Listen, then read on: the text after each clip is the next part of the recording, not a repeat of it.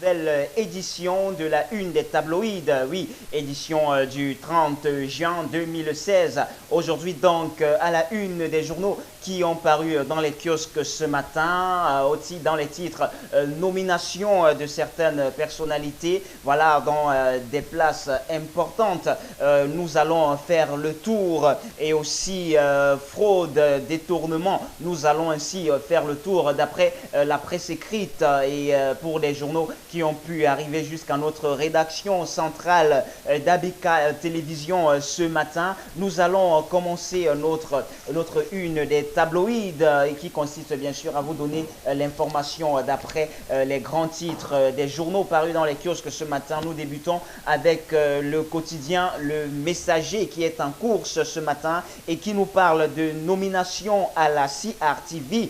Charles Ndongo remplace Adamou Vamulke. Les défis qui attendent donc le nouveau DG dans la page 8, la page 9 et la page 10. Voilà donc Le Messager ouvre un grand dossier sur ce sujet. Un décret du président de la République, Paul Biya, rendu public hier mercredi 29 juin 2016, consacre donc le désormais ancien directeur central TV à la tête de l'office de rediffusion télévision camerounaise, en abrégé CRTV. Il sera donc secondé par Wonjibe Emmanuel Fomuniui, DGA, ancien directeur délégué de la CRTV Marketing and Communication Agency. Et le journal nous dit que comme un phénix qui renaît donc de ses cendres, l'homme qui a été déjà sauvé de la retraite une première fois le 18 septembre 2012, le président de la République a signé un décret prolongeant donc ainsi de 2 ans la période d'activité de Charles Ndongo qui devait faire valoir ses droits à la retraite le 30 septembre. L'est de nouveau en rebondissant toujours à la faveur d'un décret présidentiel à la tête de la CRTV. Et le journal poursuit en disant que, poussant donc un plus loin, la présentatrice de cette édition du journal Parler invite les auditeurs à ne pas manquer l'édition spéciale d'1 heure d'horloge 19h 20h consacrée sur les profils de ces nouveaux responsables de la CRTV. Un dossier à lire donc dans les pages 8, 9 et 10 du Messager de ce matin. Et également dans le même journal, projet d'investissement, Philémon Yang recadre Louis-Paul Motazé. C'est à propos donc du transfert définitif des compétences aux collectivités territoriales décentralisées. Et c'est dans la page 2 que le chef du gouvernement demande au ministre de l'économie de mettre en place un mécanisme visant à prendre en compte les plans de développement communaux dans les programmations des projets d'investissement des collectivités territoriales décentralisées. Le MINAT donc lui-même qui a reçu sa feuille de route prescrite par le chef du gouvernement. Il devra au plus vite finaliser et présenter à une session extraordinaire du Conseil de projet de stratégie nationale de la décentralisation, élaborer aussi et mettre en œuvre à la disposition des collectivités territoriales décentralisées et des représentants de l'État des modèles de convention d'utilisation des ressources humaines de l'État par les municipalités afin de leur permettre d'exercer de manière optimale les compétences qui leur sont transférées. C'est à dire dans la page 2 du Messager. Également fraude, contrefaçon, contrebande. Le Messager nous en parle ce matin dans la titraille 35 5 milliards de francs CFA de pertes. Comment le commerce illicite étrangle donc l'économie du Cameroun, c'est-à-dire dans la page 7, l'État qui laisse courir la contrebande dans ce secteur transversal qui intègre la santé et l'économie perd environ 4 milliards de francs CFA de recettes par mois, nous dit le journal de ce matin. Et aussi Elecam, le journal fait un tour des détenteurs de faux diplômes épinglés. Ils sont plus de 42, nous précise le messager de ce matin. Et plus de 42 donc détenteurs de faux diplômes qui sont épinglés et chassés. Le journal nous dit que la chasse aux imposteurs, détenteurs de faux diplômes et des parchemins aux origines douteuses sème la pagaille et une vive panique au sein d'Election Cameroun, l'organe chargé de l'organisation, de la gestion et de la supervision du processus électoral et référendaire au Cameroun. Le journal nous dit que selon différents recoupements, donc c'est à Douala et à Yaoundé où on dénombre une importante niche de détenteurs de faux diplômes, à lire dans la page 3 et aussi à son pied de page pour ce matin. Le quotidien, le messager nous parle du nouveau code pénal, revient donc sur cette affaire qui continue de faire couler beaucoup d'encre et de salive et nous titre ce matin polémique autour de l'immunité des ministres. Le projet de loi donc en examen à l'Assemblée nationale. Paul Biya peut-il désavouer le Parlement, s'interroge le messager ce matin, et redescendu donc pour examen d'un aménagement à l'Assemblée nationale. Le projet de loi portant révision du code pénal ne règle pas la question de l'immunité des membres du gouvernement. Le nouveau code pénal donc a été adopté par l'Assemblée nationale la semaine dernière et envoyé en seconde lecture au Sénat. Mais avant l'adoption de ces 372 articles par la Chambre haute du Parlement, le gouvernement a introduit un amendement sur l'article 127 proposant une réformulation. C'est à lire donc dans la page 2 de votre quotidien Le Messager paru dans les kiosques ce matin. Et pour ce matin également, à la une de l'information, encore le code pénal, le jour, le quotidien Le Jour ne passe pas à côté. Et pour le jour ce matin, en fait, une grande une sous la titraille vers la modification de l'article de l'immunité des ministres. La commission des lois constitutionnelles de l'Assemblée nationale a siégé donc hier. Une séance plénière est annoncée ce jour même, nous dit le journal Le Jour, après l'étape donc du Sénat la veille. La commission des lois constitutionnelles de l'Assemblée nationale a procédé hier à une modification du texte.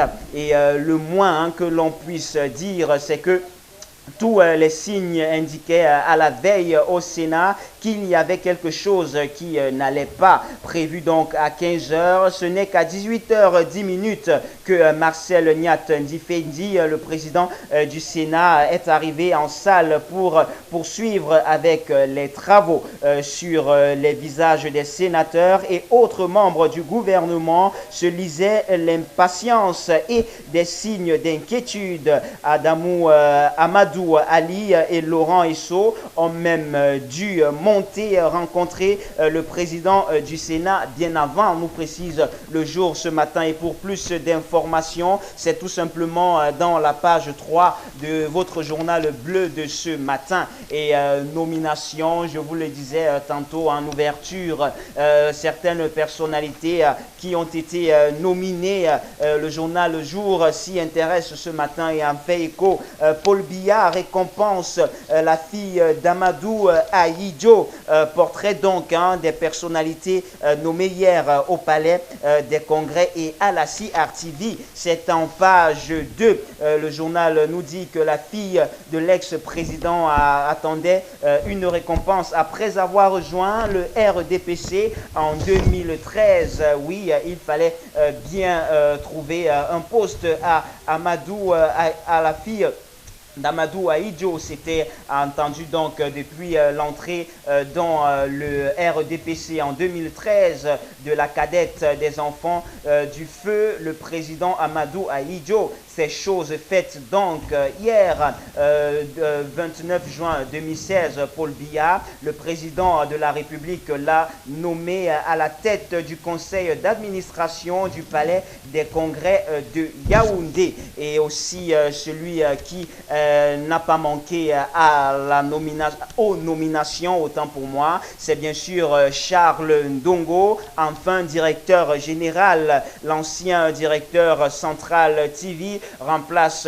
Amadou Vamoulke, limogé hier par Paul Biya. Le jour nous dit ce matin que Charles Pythagore Ndongo, qui occupait depuis septembre 2015 le poste de directeur central TV, remplace Amadou Vamoulke. Ce dernier a été remplacé après 11 ans au poste selon les informations recueillies donc hier à la CRTV. Amadou Vamoulke venait de prendre part à une session extraordinaire du conseil d'administration de la CRTV au cours duquel il a été félicité par le PCA Issa Chiroma Bakari, ministre de la Communication, et le désormais ex-DG de la CRTV a été inculpé pour détournement des deniers publics par le tribunal criminel spécial. Affaire à lire et à suivre bien sûr dans la page 2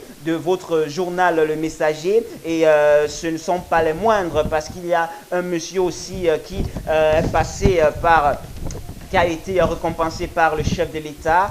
Paul Biya place un homme de Vamoulke. Il s'agit d'Emmanuel Wondibe, le nouveau directeur général adjoint de la CRTV, qui a été le conseiller technique numéro 1 du DG sortant. Voilà donc le nouveau directeur général adjoint de la CRTV s'appelle Emmanuel Wondibe. Il est journaliste et diplômé en 1987 de ce qui était l'école supérieure internationale de journalisme de Yaoundé, dans une promotion étudiant qui comportait bien sûr Ibrahim Chérif et François Mac Monzom. Tous les trois donc sont entrés à la CRTV en 1988, nous précise ainsi le jour ce matin. Suivez donc les portraits de ces trois hommes qui ont été félicités, qui ont été gratifiés par le chef de l'État en page 2 du journal bleu de ce matin. Et aussi le débat, le jour s'y intéresse. Maurice Kamto parle du code pénal. C'est donc dans la page 8, celui qui a été au gouvernement entre décembre 2004 et novembre 2011 comme ministre délégué auprès du ministère de la Justice, garde des Sceaux, et donc un des principaux acteurs de l'élaboration de ce nouveau code arrêté en 2011. L'homme donc s'exprime dans le journal Le Jour pour ce jour. C'est donc en page 8 que vous aurez tous les propos de Maurice Kamto. Et en sport, Le Jour fait un tour ce matin et nous parle de la CAN 2016 sous la titraille Les inquiétudes de Bidoumpate. Il faut dire que Les inquiétudes de Bidon Pat, qu'en 2016, le MINSEP craint de voir renaître les démons de la CAN 1972, alors qu'une mission d'évaluation de la CAF est attendue au Cameroun du 25 au 30 juillet prochain. Le journal nous dit tout simplement que par la voix seulement, voilà, un cauchemar, voilà, qui hante Ismaël Bidon Pat. C'est un cauchemar qui hante donc l'homme. Le ministre des Sports et de l'Éducation physique l'a fait savoir hier lors d'une réunion d'évaluation au Palais des Sports de Yaoundé. Nous n'avons pas droit à l'erreur, s'exprime ainsi l'homme, et l'heure n'est plus au discours ou à la gesticulation. Il faut effacer les souvenirs tristes qui nous hantent depuis 44 ans après la canne foireuse de 1972. Suivez donc l'intégralité, voilà, de Bidon Pat, de Ismaël Bidon Pat, hein, le patron du sport, dans la page 9 de votre journal Le Jour, paru dans les kiosques ce matin. Et mesdames, mesdemoiselles et messieurs, c'est donc sur cette note sportive, hein, cette information sportive, que nous allons mettre un terme à notre une des tabloïdes de ce jour, édition du 30 juin 2016. Je vous donne rendez-vous demain pour une toute nouvelle édition, pour vous donner encore les grands titres des journaux, hein, parus dans les kiosques tous les jours. Alors n'oubliez pas, hein, acheter un journal, c'est promouvoir la presse. Rendez-vous dans un kiosque, achetez donc un journal et entrez dans les détails de toutes les informations que nous venons de vous donner. En attendant, demain, donc, je vous laisse en compagnie, voilà, des programmes alléchants d'ABK TV.